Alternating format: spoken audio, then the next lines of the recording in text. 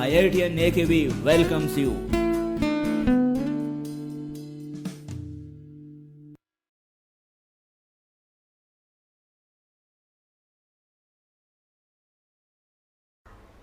तो ये क्वेश्चन है आपके पास।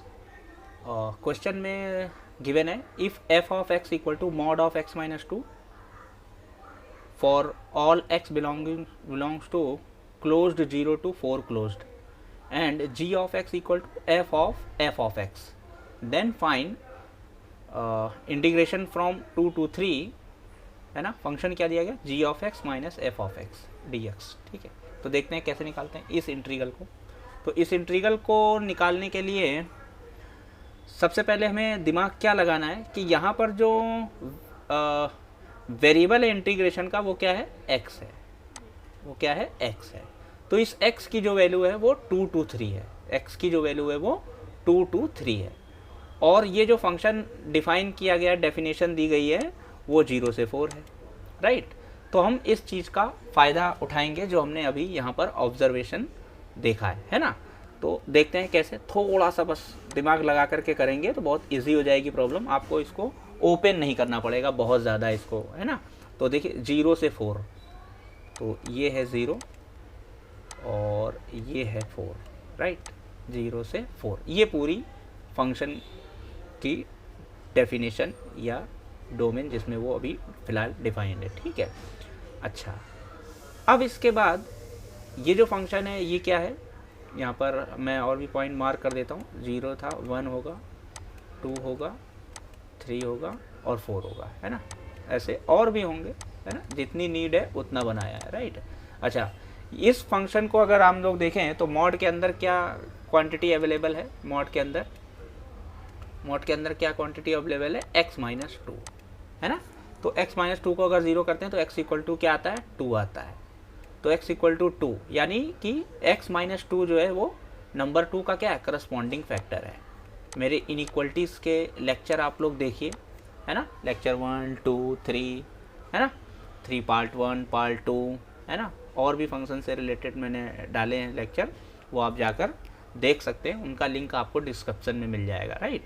तो यहाँ पे x माइनस 2 को 0 किया, x equal to 2, x minus 2 is the corresponding factor of this number 2, जो कि इस रीजन में क्या होगा, पॉजिटिव, और इस रीजन में क्या होगा, negative, right.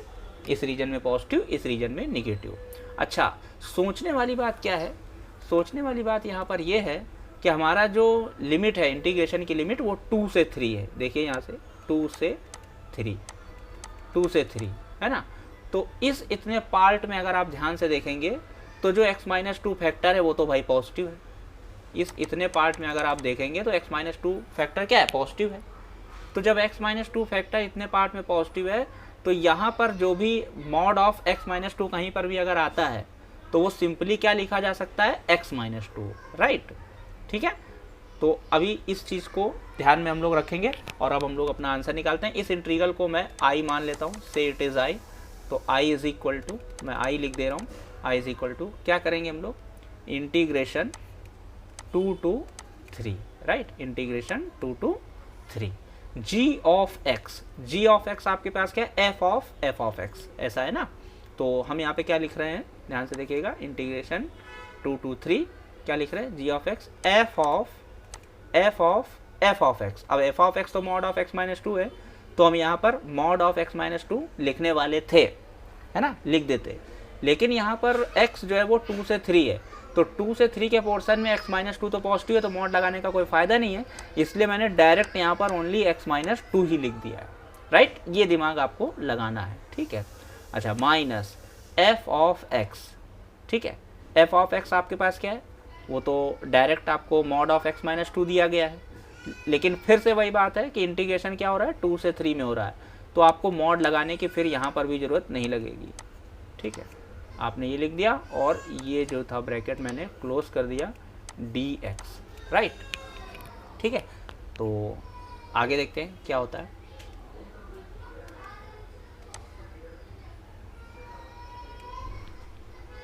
i is equal to integration 2 to 3 f of x minus 2, है ना। f के अंदर का जो आर्गुमेंट वेरिएबल है आपके पास है वो है x माइनस टू, और f ऑफ समथिंग t की डेफिनेशन क्या बोलती है कि t में से 2 को सब्ट्रैक्ट करना है ना, और उसका मॉड ले लेना है। तो अंदर वाली क्वांटिटी में 2 सब्ट्रैक्ट करना है और उसका मॉड ले लेना है, राइट। तो हमने वही किया, अंदर वाली क्वांटिटी x माइनस टू थी, उसमें 2 को सब्ट्रैक्ट कर दिया, तो x माइनस टू यानी x माइनस फोर, और उसका मॉड ले लिया, राइट। ये किया, तो जो f of x minus to था वो ये आ गया है ना। x माइनस टू अभी हमने एज इट इज़ रखा हुआ है, और ये dx, ठीक है। अभी कुछ भी नहीं किया है, इस चीज़ की हेल्प से इसको लिखते जा रहे हैं, ठीक है। और कोई भी फंक्शन को बड़ी तरीके से डिफाइन नहीं किया है, ठीक है। अच्छा, अब देखिए भाई, यहाँ पे x माइनस फोर है, x माइनस फोर को अगर आप ज़ीरो करते हो, x माइनस फोर को अगर आप ज़ीरो करते हो तो x की वैल्यू क्या आती है, 4, है ना। तो 4 यहाँ पर है, तो 4 का जो करस्पॉन्डिंग फैक्टर होगा वो क्या होगा, x माइनस फोर। 4 का करस्पॉन्डिंग फैक्टर क्या होगा, x माइनस फोर, जो कि इस रीजन में पॉजिटिव होगा और इस रीजन में निगेटिव। तो इस पूरे रीजन में निगेटिव है, तो भाई 2 से 3 के बीच में भी x माइनस फोर क्या होगा, निगेटिव होगा। तो 2 से 3 के बीच में x माइनस फोर क्या है, निगेटिव है। तो जब निगेटिव नंबर अंदर होता है और मॉड को हटाना होता है तो फिर वो विद माइनस साइन हटता है, राइट। तो फिर इस इतनी चीज़ को हम क्या लिखने वाले हैं, minus times x minus four और minus of x minus two, ये पूरा ब्रैकेट क्लोज कर दिया, इंटू dx कर दिया। आगे बढ़ते हैं, 2 से 3, ठीक है। अंदर क्या होगा, माइनस एक्स प्लस फोर और माइनस एक्स प्लस टू, तो माइनस एक्स क्या हो गया, माइनस 2x, और प्लस फोर प्लस टू क्या हो गया, 6, राइट। ये आ गया dx। इसको सॉल्व करते हैं अब। तो इसको सॉल्व करने के लिए क्या करेंगे भाई, integration 2 to 3 6 minus 2x dx is equal to 6 बाहर कर दिया और 1 dx का x आ गया और लिमिट ले ली 2 से 3, राइट। माइनस 2 x का इंटीग्रेशन अगर करेंगे तो x स्क्वायर बाई 2, तो बाई 2 बाहर कर दे रहे हैं, x स्क्वायर, और इसमें लिमिट अप्लाई कर दी 2 से 3, ठीक है। इसको सॉल्व करते हैं भाई। तो देखिए 3 माइनस 2 1 यानी 6 आ जाएगा, माइनस 2 से 2 कैंसिल हो जाएगा, ये क्या होने वाला है, माइनस में क्या होने वाला है, 9 माइनस 4, है ना, upper limit minus lower limit. तो 9 माइनस 4 कितना हो जाएगा, 5, तो 6 माइनस 5, आंसर क्या आ गया, यहाँ पे 1 आ गया, ठीक है। तो इस क्वेश्चन का आंसर आपके पास क्या हो जाएगा, 1 हो जाएगा, ठीक है।